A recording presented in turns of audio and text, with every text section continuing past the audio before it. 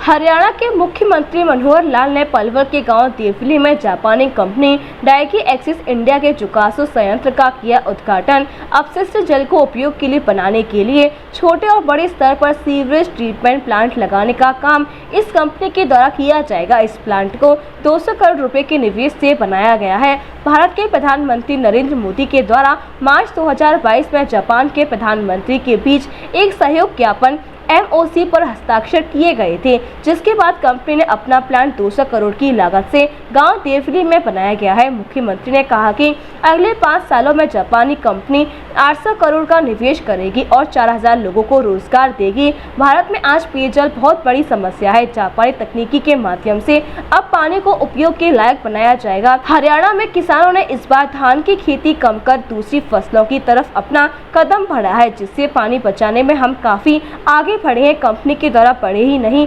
बल्कि छोटे स्तर पर भी सीवरेज ट्रीटमेंट प्लांट लगाएंगी। मुख्यमंत्री ने कहा कि इस तरीके से पानी को दोबारा से पीने योग्य बनाने में इस कंपनी के द्वारा बेहतरीन कार्य किए गए हैं।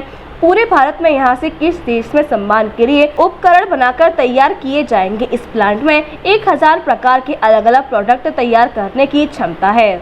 इस समय नई आ रही हैं, तो उस नई टेक्नोलॉजी में जैसे मैंने बताया कि एक टेक्नोलॉजी आज जिसका उद्घाटन कर रहे हैं, ये हमारे उस पर्पस को पूरा करता है कि रिड्यूस, रिसाइकल एंड रीयूज।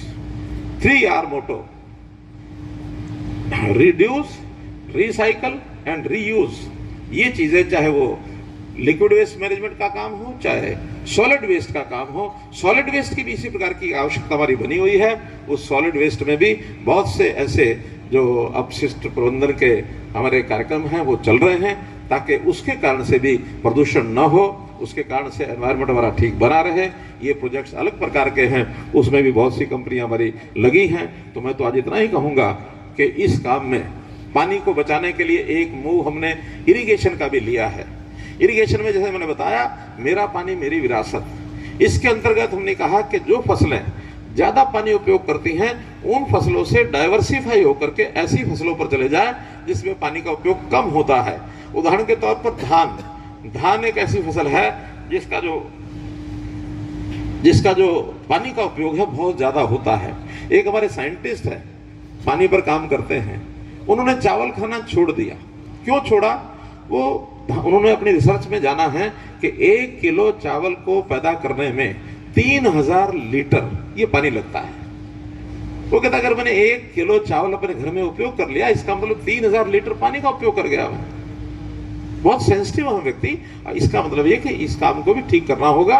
हमने घोषणा की कि धान छोड़ के और फसल बुआई करेंगे तो हम 7000 का 1 एकड़ की उसको सब्सिडी देंगे, ग्रांट देंगे। धान छोड़ दो। 1 लाख एकड़ धान छोड़ा गया है हरियाणा में। हमारी टोटल धान का जो प्रोडक्शन है वो उसके कारण से कम हुआ है। दालें बढ़ी हैं, मक्का बढ़ा है, बाजरा बढ़ा है, सब्जियां और फल ये बढ़ रहे हैं। तो ये भी एक किसान के हित में एक उठाया जाने वाला पग है जिसको हम उठा रहे हैं। और साथ में जो सिंचाई खुली होती थी, जिसको ओपन इरिगेशन कहते हैं, फ्लड इरिगेशन, तो उसकी बजाय माइक्रो इरिगेशन पर हम आए हैं। टपका सिंचाई, फुहारा सिंचाई, इस पर भी जो उसका अप्रेंटिस लगता है, उपकरण लगते हैं, 85% सब्सिडी ये सरकार देती है। आप अपना प्रोजेक्ट लगाइए, 85% सब्सिडी विल गिव यू, ताकि पानी की बचत हो। 100% की बजाय अगर हम माइक्रो इरिगेशन से पानी यूज करते हैं तो जस्ट 35% पानी का उपयोग होता है, 65% पानी बच जाता है।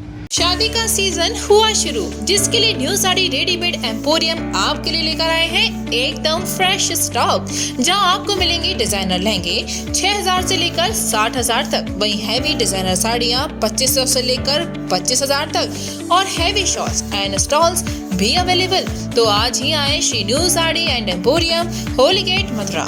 वेडिंग कलेक्शन में बहुत सारी नई चीज़ें हमने ऐड करी हैं। न्यू फैब्रिक्स, ऑर्गेन्जा, चिनोन और आपके नेट के अंदर काफ़ी डिज़ाइनर कॉन्सेप्ट अभी नए आए हैं।